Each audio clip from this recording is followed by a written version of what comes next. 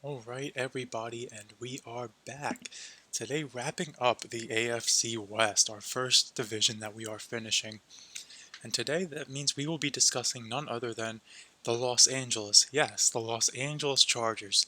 Want to do another little side prop for this video, like with the Raiders video, see how many times I refer to them as the San Diego Chargers. But looking at the Los Angeles Chargers playoff history here, so going back to 2009, when they were still, of course, the San Diego Chargers, they have only made the playoffs 3 instances since then, and this is a franchise that has not won the Super Bowl in their entire history.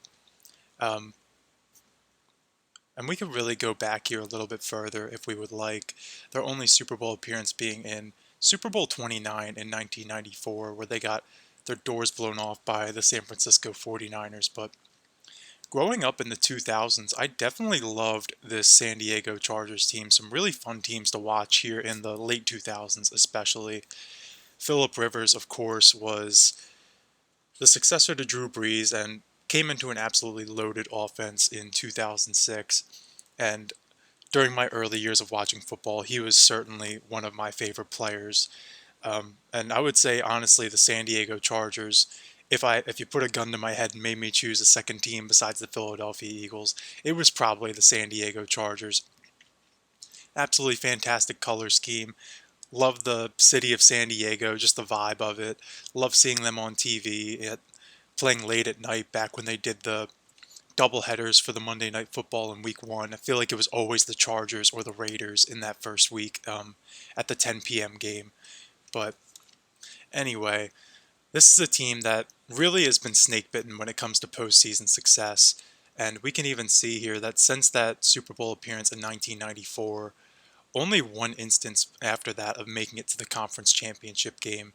In 2007, they lost to the New England Patriots, who were undefeated at that point, and Philip Rivers was actually playing that game on a torn ACL from the week prior, so didn't really stand much of a chance there. But we want to look at their history in Los Angeles from 2017 onward. Really not too much else doing here. They have a nice season here in 2018, going 12-4. Really kind of Philip Rivers' last hurrah with the Chargers before they really just kind of fall off the map in 2019. But then I would say in 2020, that was really where they fully embraced the LA rebrand.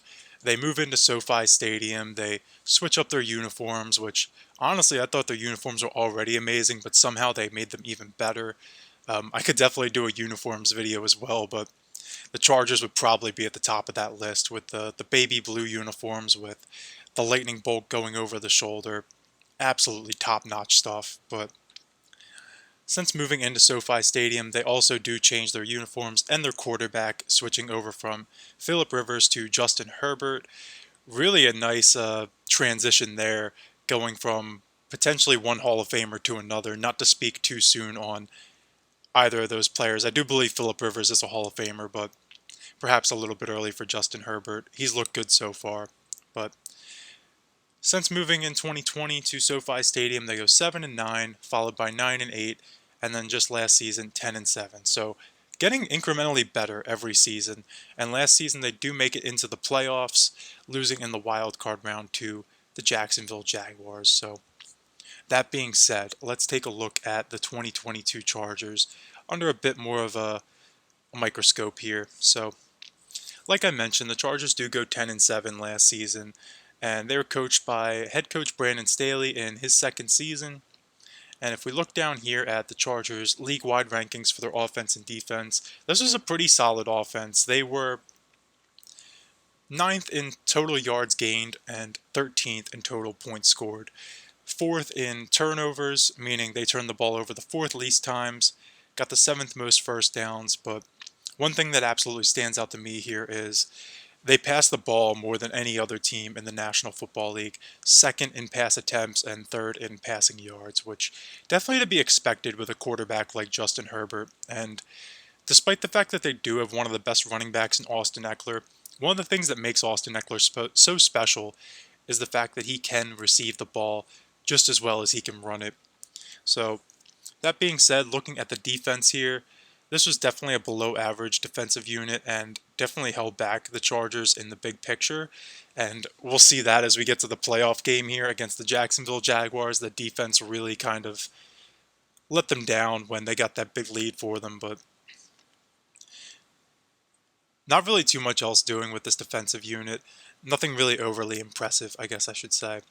So we could take a look at the schedule now for the Los Angeles Chargers, and something that really stood out to me here was, so they do finish 10-7, but four of these losses were to the AFC West within their own division.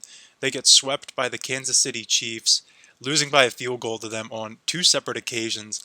I remember both of these games very vividly, both of them primetime games. First one being in week 2 at Arrowhead Stadium, and this was an absolute duel between Patrick Mahomes and Justin Herbert. I mean, both of these games really were, but the Chargers end up coming just a little bit short, coming up a little bit short, and that really seems to be a trend with them over the years, whether it was with Phillip Rivers or now with Justin Herbert. They just always seem to come up a little bit short, and that's one of the reasons I've always kind of sympathized with this organization. They always just seem to get the short end of the stick, but they always seem to have the talent, the personnel capable of doing so much more. And as we look to this 2023 team, I absolutely believe that is the case. But week 3, they lose to the Jacksonville Jaguars in blowout fashion. Bit of a preview of what's to come for the playoffs for them. They do win against the Denver Broncos in overtime, so one of their two divisional wins did come in overtime. Then they lose to the Seattle Seahawks, the San Francisco 49ers, and where was the other team? Yeah, the Jacksonville Jaguars. So the three teams outside of the division they lost to were all playoff teams. But in terms of divisional matchups, as we mentioned, swept by the Kansas City Chiefs. Then they lose to the Las Vegas Raiders in early December, which definitely a consequential game because this was a matchup where, granted, it was in the middle of what was to be a big winning streak, but if they could win this game too, that would definitely go a long way in them potentially winning the AFC West, and of course beating the Kansas City Chiefs themselves. At least one of these times would have been massive. But then they wrap up the season losing to the Denver Broncos in the final week of the season, but by this point in time, Los Angeles was pretty well solidified as the number 5 seed, and they knew they were playing whoever was going to emerge from the AFC South in the first round. And that ended up being the Jacksonville Jaguars, and the Chargers end up losing in heartbreaking fashion, 31-30, after leading by several scores at halftime. I believe it was 27-7 at halftime. I could even pull the box score of this game up real quick just to double check. But let's see here. So yeah, at halftime it was 27-7, and the Chargers end up losing this game 31-30, scoring just 3 points in the second half while allowing an additional 26 or 24 if I can count. Just good lord.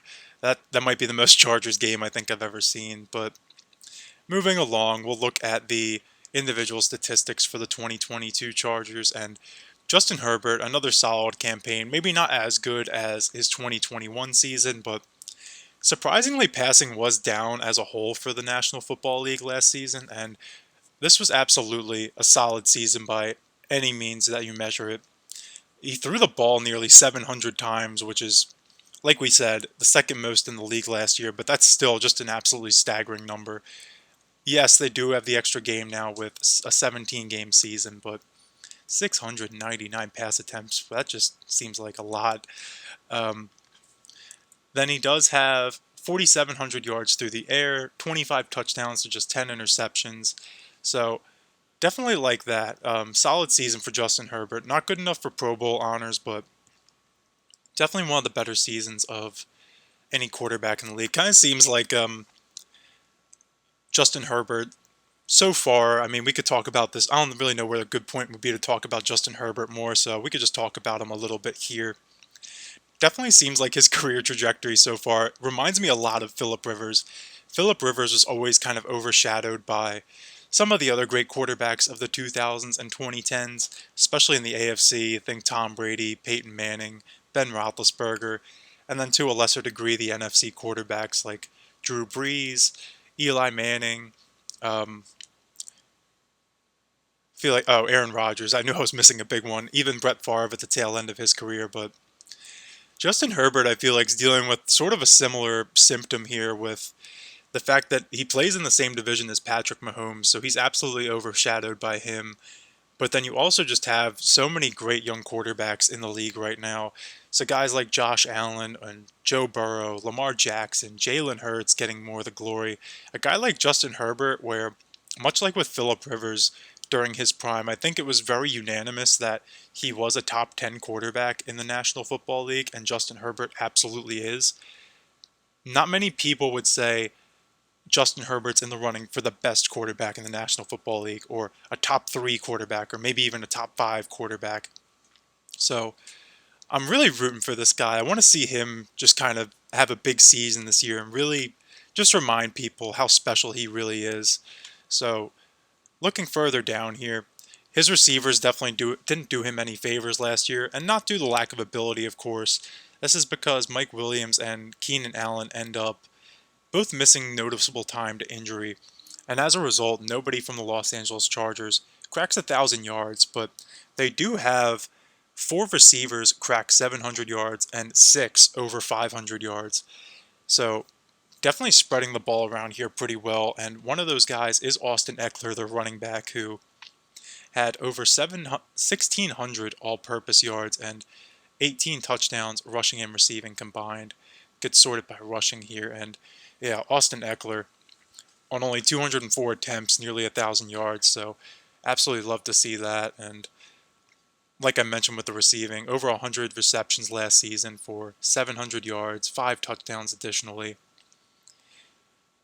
Catches 84% of passes, like definitely the key piece of this LA offense outside of Justin Herbert, which I know there's a lot going on with the running back position right now, but if there is one guy, if there is one player at the running back position who needs to be paid when his contract comes up, it's Austin Ekeler, especially because he was a late round pick. He's making significantly below market value for the production he brings.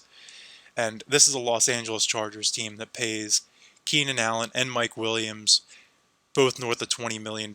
So Austin Ekeler, give the man his bag. But moving along to the defense now, really not too much going on the defense as I alluded to earlier, but definitely the two standouts were Khalil Mack and Derwin James. Derwin James playing only 14 games, but still gets 2 picks, 4 sacks, 2 forced fumbles, 6 pass deflections, and 5 quarterback hits, as well as 5 tackles for a loss. Then looking at Khalil Mack, I mean, everybody knows how amazing he is from either his time with the Raiders or his time with the Bears. He's on the wrong side of 30 now, but he's still producing like he's under 30. 8 sacks last season, 2 forced fumbles, 2 fumble recoveries, 2 pass deflections, 12 quarterback hits, and 12 tackles for a loss. So, surprisingly, the only 2 players from this Los Angeles Chargers roster to make the Pro Bowl were Khalil Mack and Derwin James, 2 players on the defensive side of the football. I don't know how Austin Ekeler didn't make the Pro Bowl. I know they don't play the Pro Bowl anymore, so guys don't really put a ton of stock into that, but geez, like if any running back last year deserved to make the Pro Bowl, I feel it was Austin Ekeler. And maybe even a nod for Justin Herbert as well, but there were some quarterbacks who did have slightly better seasons than Herbert last year. So, on that note, we could start to take a look here at the 2023 offseason for the Los Angeles Chargers. And surprisingly, there really wasn't a lot of turnover for the Los Angeles Chargers, considering they did make the postseason last year. Some of the notable departures, really 2 of the notable departures here, aren't even signed to a new team this year. We have Kyle Van Noy, currently unemployed, played 70% of snaps last season. He is age 32, so he might be calling it a career.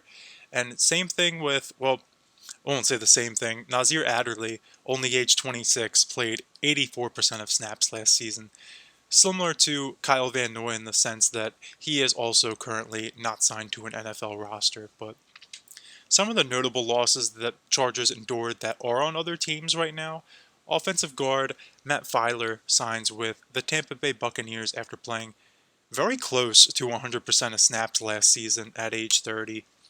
Then we also have, as we mentioned in the Kansas City video, Drew Tranquill departing from, well, linebacker Drew Tranquill departing from the Los Angeles Chargers to the Kansas City Chiefs.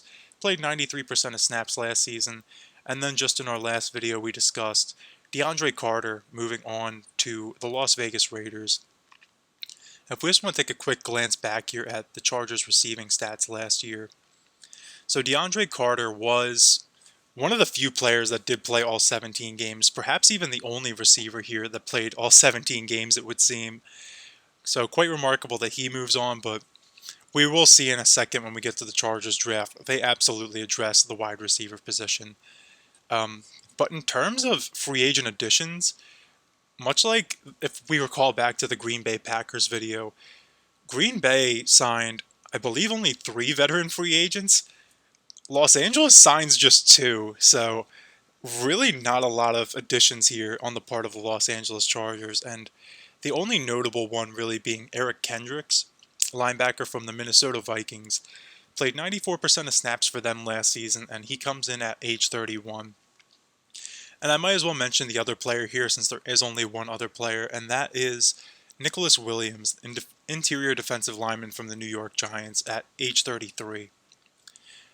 And that's really it. So they do get some bit of a bolster to their linebacking core. Eric Kendricks could be a potential replacement for Drew Tranquill, but definitely seems as though the Chargers are going to need maybe some more help on either the defensive line or the secondary, perhaps maybe even the offensive line and wide receiver, just going off of their losses here. So let's take a look at the draft to see how they really address this. And looking at the 2023 Chargers draft, they do make a huge splash in the first round. Selecting 21st overall, they select Quentin Johnston. And Quentin Johnston was a player going into the 2023 NFL draft. Certainly a lot of talented receivers going in that first round. We have players like Zay Flowers and Jordan Addison, Jackson Smith and Jigba, but Quentin Johnston I thought was the one who was really getting the most hype as the number 1 receiver. And I believe all those players went 4 in a row actually in the early 20s, but Los Angeles gets Quentin Johnston with the 21st overall selection, and I absolutely love this pick. I think this is one that could absolutely give Justin Herbert some stability at the wide receiver position. Definitely with Keenan Allen now in his 11th season, we want to try to find some sort of succession plan there. And Mike Williams, while he isn't as old, Mike Williams came into the league in 2017, so suppose that would make him in his 7th season, had to count that one out there, but in his 7th season, he's definitely getting up there as well. But Mike Williams has always been a very hot and cold player for the Los Angeles Chargers. So perhaps Quentin Johnston could give them a little bit more stability at the wide receiver position, take some of that load off of Austin Ekeler. And good lord, if all 3 of those receivers plus Austin Ekeler are healthy at the same time, this Chargers offense could really be something special. Then we look at the second round. They do select Tui Tuipulotu, brother of Philadelphia Eagles player with a very similar name. He's listed as a defensive lineman here, but the Chargers run a 3-4 scheme, so he's likely going to play outside linebacker for them. And they do take another inside linebacker with their 3rd pick, Diane Henley. And moving along, they actually select another wide receiver in the 4th round, Darius Davis, also from TCU, so a teammate of Quentin Johnston. So Los Angeles definitely had their sights set on taking receivers and linebackers, it would seem. And then rounding things out, they just bulk up their trenches a little bit on each side of the ball in the 5th and 6th round, 1 selection to each. And then in the 7th round, take Max Duggan, which actually, funny enough, was TCU's quarterback. So definitely has some rapport with Quentin Johnston and Darius Davis, and could perhaps just be a nice little voice in the back of Justin Herbert's head to let Justin Herbert know how to really maximize these guys on their roster. Certainly an interesting selection there. But that being said, let's see how the Chargers put all this together on the depth chart. And we could start out with the quarterback position because there really isn't a lot to talk about here. This is Justin Herbert's job through and through. And we do still have Easton Stick as the backup hanging around from the 2019 draft. Good to see him making a nice little career for himself. And then, as we mentioned, Max Dugan out of TCU as the third stringer. Pretty clear pecking order there. Pretty cut and dry. Then looking at the running back position, pretty much the same thing. Austin Ekeler, this is his job. He's the man. He's going to be out on the field pretty much as often as he will let the Chargers put him out there. But behind him, Joshua Kelly definitely figures to be the backup here. And then behind him, we have the second-year man, Isaiah Spiller. So again, pretty clear pecking order with the running back position. Tight end, largely the same scenario. Gerald Everett should be the starter with Donald Parham Jr. backing him up. And then we have third man, Trey McKitty behind him. Not really too many competitions going on here. And really, there aren't too many competitions as a whole on this Chargers roster right now. And most of them will be on the defensive side of the football. So, suppose next we could go to the offensive line because we really haven't talked about this unit yet. And I would say this is probably one of the better units in the National Football League right now. I'd say this is, again, probably a fringe top 10 unit like we've mentioned with a few teams now. If I had to make some comparables for this unit, it'd probably be Indianapolis, Green Bay, Denver. Think somewhere around there in terms of just the offensive line hierarchy. And absolutely, when you invest first-round picks in the last two drafts into this offensive line, good things are going to happen. Well, I guess I shouldn't say the last two drafts because this is 2021 and 2022. So two of the last three drafts firmly have stability on this left side of the line with Rashawn Slater and Zion Johnson. And then they do have Corey Linsley at the center position, Jamari Saylor at the right guard position, and Trey Pipkins, third-round pick from 2019 as the right tackle. And really not too much to debate with the starting offensive line there. But if we wanted to look at some potential backups here, there is a competition going on here for who would be the swing guard, or basically on the interior of the offensive line, who's the player that's going to step in just for rotations or in the instance of injury. And the competition is between three gentlemen right now. We have Zach Bailey, Jordan McFadden, fifth-year selection this year, the rookie, and Brendan James. And as of right now, the player with the inside track will likely be either Jordan McFadden or Zach Bailey. And it would certainly seem that, honestly, they might not want to give Jordan McFadden too much. They don't want to just hand him a job as fifth-round pick as a rookie, but just based off of looking at how this depth chart's laid out, my indication would be that Jordan McFadden is likely indeed the swing guard, and you could save Zach Bailey as potentially the swing tackle if need be, because he's listed as a tackle here. I don't know the player's height and weights off the top of my head, but I imagine Zach Bailey definitely has more size on him than Jordan McFadden if he's listed as a tackle. So perhaps Los Angeles would like to utilize Zach Bailey as more of an option at backup tackle. And they do still have Brendan James as another option for guard if need be. But moving along, we'll finally talk about the wide receiver group here, and this is a really exciting group if it's able to stay healthy, like I mentioned earlier. So the top three are very much established with Mike Williams, Keenan Allen, and Quentin Johnston. As we mentioned earlier, Keenan Allen and Mike Williams missed noticeable time last year to an injury, so if God forbid something similar were to occur this year, Justin Herbert wouldn't be limited to just throwing to Austin Ekeler and Joshua Palmer, and like last year they had DeAndre Carter, now with the Raiders. Quentin Johnston should be another solid wide receiving option for them, and Quentin Johnston is a big body guy, much like Mike Williams, so gives them two towering presences on the outside and allows Keenan Allen to just focus on being a slot receiver. Then we do still have Joshua Palmer as potentially the fourth option at wide receiver in his third season. And then Darius Davis, Quentin Johnston's teammate at TCU, the rookie, could potentially be their fifth wide receiver. So it seems like this Los Angeles offense is very much figured out for the most part. Seems like they have their starters all in place at the moment. You would expect that for a team that anticipates on being competitive this season. And certainly excited to watch this unit in action this year.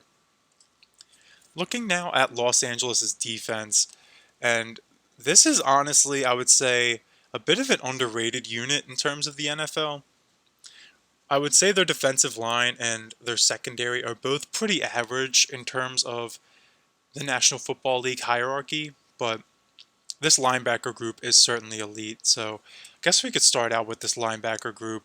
And like we've said with a lot of these other teams, because the Chargers run a 3-4, that indication would leave to me that they probably are going to have more invested in the linebacker position. And just taking a glance at this depth chart, absolutely seems to be the case. So on the outside, you have Khalil Mack and Joey Bosa, which, if that doesn't strike fear into you right off the bat as an opposing offense, I really don't know what does. Those are both just two absolute game wreckers on the outside. And then you even have the rookie Tuli Tuipulotu backing them up and potentially rotating in. So yeah, absolutely awesome stuff there at the outside linebacker position. And then you even have the third year man, Chris Rumph II, who could potentially see some action if need be, but seems like they really have this outside linebacker position figured out right now. Then on the interior, we do have the aforementioned Eric Kendricks coming in from Minnesota, pairing alongside 2020 first round pick Kenneth Murray Jr., who definitely was a big fan of him coming out of college, much like with Patrick Queen in that same draft. Philadelphia Eagles ended up selecting Jalen Reagor. I know a lot of people said they would have liked to see Justin Jefferson with that pick. Of course, hindsight's 2020, but leading up to that draft, I did want them to select either Kenneth Murray or Patrick Queen. But Kenneth Murray paired with Eric Kendricks in the middle, really solid stuff, especially when you have Khalil Mack and Joey Bosa on the outside. And then they do still draft Diane Henley in the third round here this season, so definitely a very skilled front line at the linebacker position, and definitely some talented young reserves as well. Love what the Chargers have done here. Definitely one of the better linebacker cores in the National Football League right now. Then I guess we could go to the defensive line next, which, if I had to say there's a weakness on this defensive unit, it's probably this front three. And we do have Morgan Fox, Sebastian Joseph Day, and Austin Johnson currently slated to be the three starters here, but bit of a competition going on right now for the sixth and final spot on this defensive depth chart, or defensive line depth chart, I should say.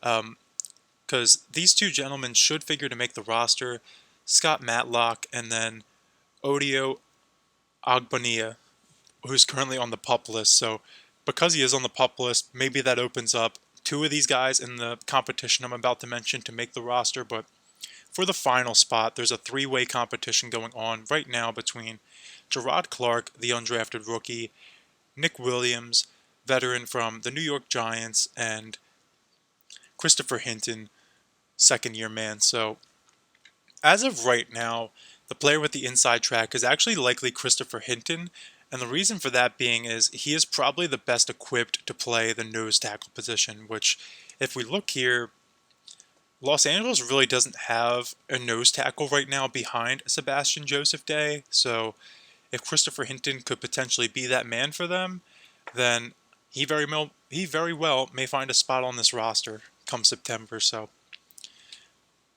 certainly intriguing to see how that shakes out, rooting for Christopher Hinton there, but plenty of time left, a lot of names in the mix, so time will tell, always does. Now, finally, we will look at this secondary, and for this secondary, I would say this is probably, again, a pretty average unit in the league right now, but with a bit of a wrinkle, because I think there is certainly a couple players here, one that we know can absolutely be a star in this league, and one that I think is blossoming into one. And we'll start off with Derwin James, who's absolutely the number one option back here in the secondary at the strong safety position. We know what he's capable of. Absolute stud back there on the back end. But the problem is there really isn't too much around him here.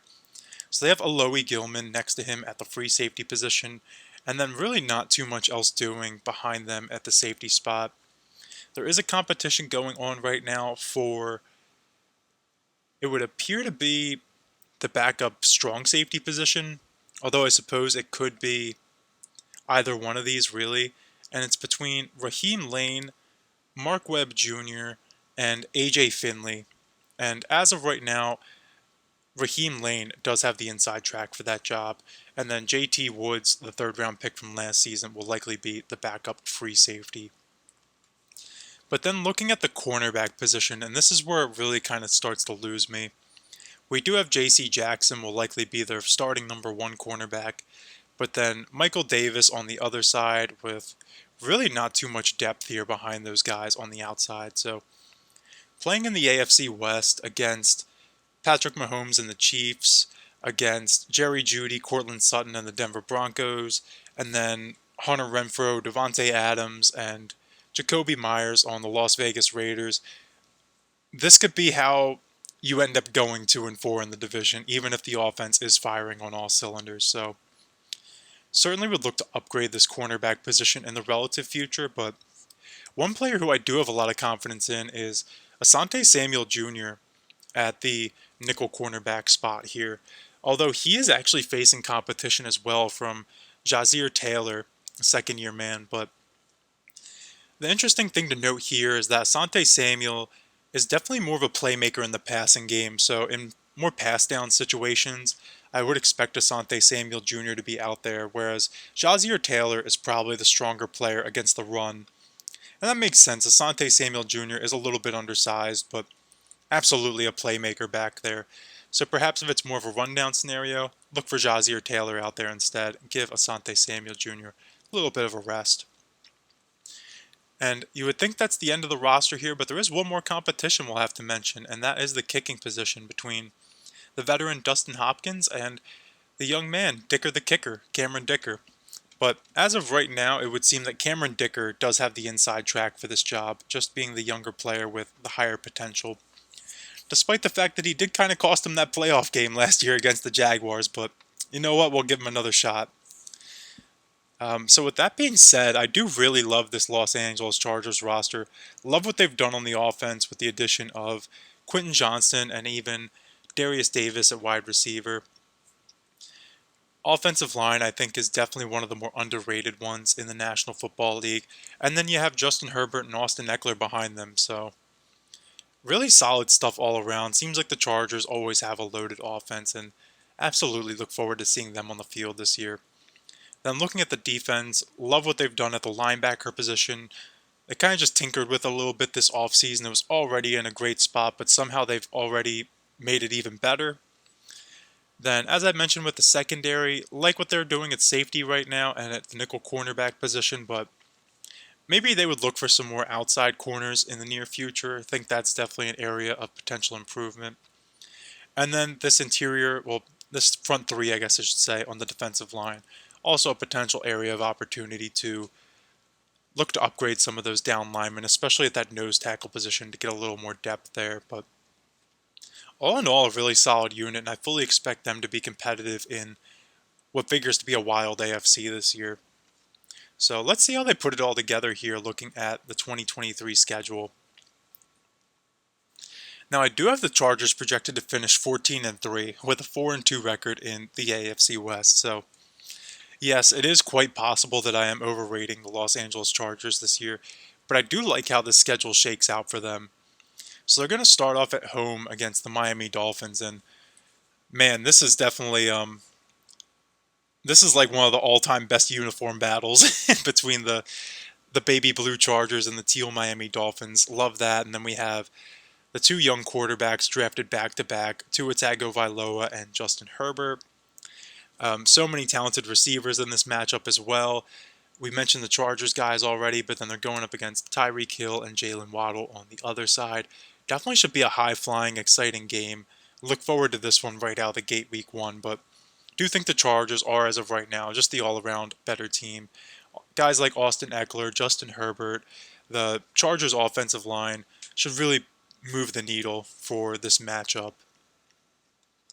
Now, looking at week 2 and 3, they get a pair of road games here against, not going to say difficult matchups, but I won't really say they're necessarily easy either. Tennessee and Minnesota.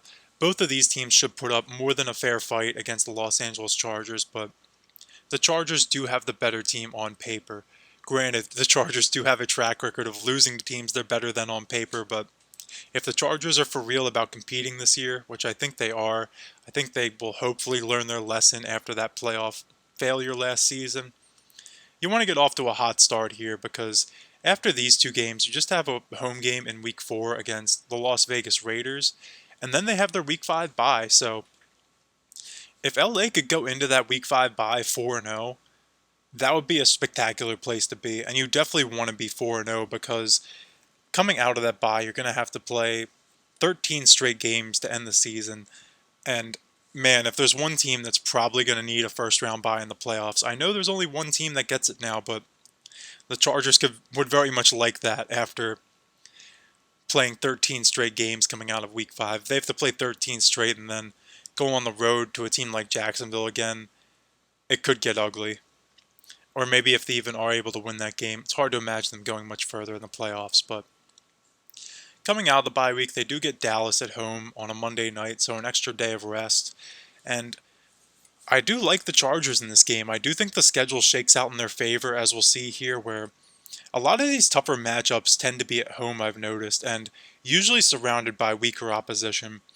So I'll give the Chargers the nod here. Will definitely be a very intriguing matchup of the Chargers offense against Dallas's defense, but I think the Chargers defense is going to do enough to be able to keep Dallas's offense in check, and the Chargers can pull out this game. I really do believe that, especially coming off of the extra rest. Then in Week 7, they go to Arrowhead against the Kansas City Chiefs. Now, one thing I will mention with this game that was not aware of when I did the Kansas City video, Chris Jones' contract situation is really appearing to spiral out of control right now, where he is really starting to dig his heels in and plant his foot down in the sand and say, no, I'm not reporting to training camp. And he is very seriously talking about missing the start of the season now. And from what he has indicated, it seems like he is willing to sit out until Week 8 when he would make his return. But this Chargers-Chiefs matchup takes place in Week 7. So if Chris Jones isn't on the field for this Chiefs-Chargers matchup, I wouldn't count out the Chargers winning this game either, especially considering this is only their second game out of the bye week. I know it is a bit of a short week for them, playing on Monday the week before, and the Chiefs do have a bit of an extended rest playing on Thursday the week before, but I don't know. If Chris Jones isn't on the field, I could definitely change this matchup, and that could be a game that ultimately decides the fate of the AFC West if we really want to look big picture. But following that game up, they get the Chicago Bears at home, which should definitely be a win for them. Then they get the New York Jets on the road, which that's probably going to be a really good game. This one looks like it's a Monday nighter as well. Is indeed in early November, so definitely have that game circled on my calendar. Should be an exciting one, absolutely, but do think the Chargers will come out on top in that matchup. That being said, coming back on a short week at home against the Detroit Lions, who are coming off of their bye week, this could be a potential trap game for the Chargers, and I did give this game to the Detroit Lions. Do like Detroit's matchup on the offensive line against the Chargers front three. Granted, Chargers linebackers will definitely make Detroit's life difficult, but if there is one offensive line that could potentially negate Joey Bosa and Khalil Mack, it's Detroit's. So definitely intrigued to see that matchup, and Detroit having 2 full weeks to prepare for this game compared to the Chargers' 6 days definitely makes a difference. Moving on from there, though, Los Angeles is going to go up to Green Bay in the frozen tundra, and I do think while Green Bay is probably going to start to come into their own in November, the Chargers are still just head and shoulders the better team than them and should absolutely win this matchup. And following that up, they come back home against the Baltimore Ravens, and this could be another really exciting game. Baltimore does have a little bit of extra rest as well, and this will be a Sunday night game, so that'll definitely be exciting, but I think the Chargers should be able to eke this one out. It'll definitely be a very contentious matchup, much like the Jets' primetime game, but do think the Chargers are capable of winning this one, absolutely. But following that up, then they play New England on the road. So you see what I mean, where it's like they play a tough matchup like Detroit, but then they get Green Bay, which should be easier, then a tough one in Baltimore, then an easier one in New England. Then they're going to go down and play at home against Denver, and then on the road against the Raiders. So then you get 3 potentially easy matchups in a row here. I know these are 2 divisional matchups, so anything's fair game, and one of them is on a short week, but if this is a year the Chargers are serious about winning, and I do believe they are, they need to win these matchups. They need to win the close games. That's always been the Chargers' problem. So then they come back against the Buffalo Bills on a Saturday. So a little bit of extra rest here, I suppose, going from a Thursday to a Saturday. 9-day stretch there in between games, but I give this one again to the Chargers. I do think that the Chargers are going to come into, like, if they could win this game, especially if they do win this Kansas City game earlier in the season, we could seriously be talking about them winning the AFC West. And this final game of the season against the Kansas City Chiefs could absolutely be for the AFC West. And you'll see when we look at this projected standings, even if we switch just one of these Chargers-Chiefs matchups, that would be enough to propel the Chargers to first place in the entire National Football League. Quite remarkable, but I mean, you could definitely go down the schedule and say, well, they could lose to the Ravens, they could lose to the Bills, they could lose to the Jets, but even with that being said, if they're able to get that matchup against Kansas City in Week 7 when Chris Jones is out, and then say they follow it up by this game coming into the final week of the season, it would be for the AFC West crown. So they win that matchup against the Kansas City Chiefs, they would still be first place in the AFC West, despite the fact that they wouldn't be first in the National Football League. So let's look at this scenario for a second. They would be 13-4, and their third. Well, let's go through their 11 other wins besides the Chiefs matchups. They would defeat the Dolphins, Titans, Vikings, Raiders, Cowboys, Bears, Packers, Patriots, Broncos, Raiders, and Broncos again. I don't think that's really asking too much from this Los Angeles Chargers roster. The toughest matchup's probably Dallas coming out of the bye. Maybe these first 3 weeks, honestly, it really could be the Dolphins, Titans, and Vikings. So if the Chargers start off hot, do not sleep on this team, especially we'll know by week 6 here if they win these 4 matchups. If we're talking about the Chargers going into this week 7 matchup against Kansas City as a 5-0 team, and then they're able to win this matchup against the Chiefs in week 7, really they have a lot of room for error here coming out of that. They could lose to the Jets, they could lose to the Lions, they could lose to the Ravens, they could lose to the Bills. But as long as they win this last game against the Chiefs, they'll be good. And I know all they have to do is beat the Chiefs. That's a very tall task. But point being, though, a lot of avenues for the Los Angeles Chargers to win this AFC West, I feel.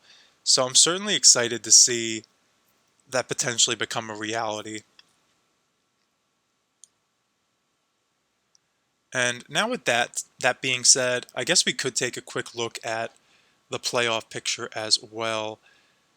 So I'll make sure I get these standings reset here first. But looking now at the postseason, in the original scenario, I do have the Chargers finishing as the 5th seed and matching up against the Jacksonville Jaguars. But if this were the matchup, I do know the Chargers are coming off of that long stretch, but I think if they get Jacksonville specifically again in Duval, they'll get their revenge. They're not going to let Jacksonville win that game a second time. And it really shows here, like, if this is the first round of the AFC playoffs, just look at how contentious these matchups will be. Chargers against the Jaguars, 2 teams that absolutely have aspirations beyond the first round. Ravens versus Bills, 2 teams that, honestly, if they come up short of the Super Bowl, their season might be a failure. And then you could say the same thing really with the Jets and the Bengals. All 6 of these teams feel as though they should be going on a deep playoff run. So some heart's going to be broken in that AFC wildcard round either way here. Then in the divisional round, now resets of course, but in the divisional round it will be the Los Angeles Chargers playing the Kansas City Chiefs for the 3rd time. And man, as much as it is, I don't want to give the Chiefs the 3-game sweep over the Los Angeles Chargers. If this is how it shakes out and we get this matchup in the divisional round. I have a tough time giving this to Los Angeles Chargers. Coming off of 14 games in a row, whereas the Kansas City Chiefs will be coming off of a week of rest. That's like it has to be the Chiefs, right? I would love to see the Chargers pull that off, but I feel like it has to be the Chiefs. So that's why it's important, though, that the Chargers do win those regular season games against the Chiefs and against the teams they should beat, more importantly. So if they start off their season hot, if they start off their season 4-0 going into the bye, and then they win those first two games coming out of the bye against the Cowboys and the Chiefs, look out, because the Los Angeles Chargers absolutely could win the AFC West this season. And if that were the case, I think we could start to seriously talk about the Chargers as a Super Bowl contender, which would really be a nice wrinkle to this AFC playoff picture, because the Chargers are such a talented team, but I feel like they really aren't getting their love here. A lot of hype around the Chiefs, of course, the Bengals, the Bills, even the Jets, and then to a lesser extent the Baltimore Ravens and the Jacksonville Jaguars, but don't really see the Chargers getting mentioned too much, and I feel like they absolutely have the talent to hang with these teams. But the problem is for the Chargers, I think most people find it difficult to envision them winning this AFC West, but if they do, I definitely think the narrative going into the playoffs would shift a lot, where a lot of people will start jumping on the Chargers bandwagon. So definitely interested to see how this season plays out. It could go a multitude of ways for the Los Angeles Chargers. And honestly, the Chris Jones holdout really does impact them more than they would think. Because hypothetically, pull up Kansas City's schedule a second here.